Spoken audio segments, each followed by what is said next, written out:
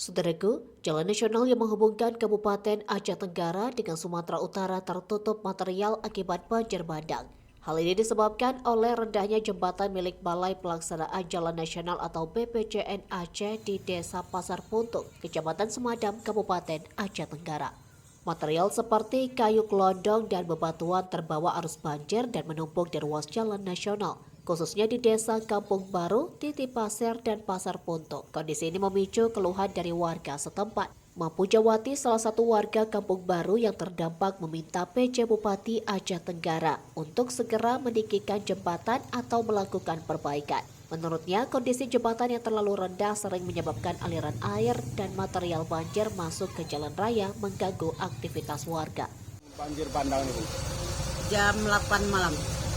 Penyebabnya jembatan Pak kurang tinggi.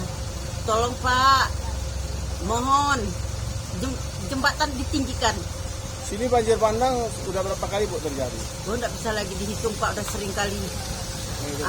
Udah sering kali semenjak saya tinggal di sini Pak, udah lebih lah 20 kali adalah Pak.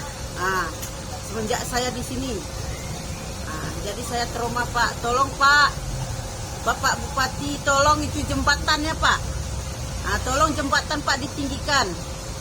Kami nggak mampu yang belah bawah lah Pak korbannya Pak, kalau yang atas enggak ini kali. Meski transportasi masih berjalan lancar, para pengguna jalan dihimbau untuk berhati-hati. Personel Satlantas Polres Aceh Tenggara yang dipimpin oleh Kasat Lantas Ibtu Irwansyah Putra Polis turut mengatur lalu lintas di lokasi guna menghindari kemacetan. Banjir bandang ini juga berdampak pada fasilitas umum. Pasokan air bersih untuk masyarakat di kawasan terdampak terputus total. Selain itu, sekolah Madrasah Ibtidaiyah swasta Titi Pasir terpaksa diliburkan karena banyaknya material banjir yang menumpuk di sekitar area sekolah. Upaya pembersihan material banjir melibatkan personel TNI, Polri, serta berbagai pihak terkait yang bahu-membahu menangani situasi ini. Dari Aceh Tenggara, Asnawi Lui, Tribun Gayo.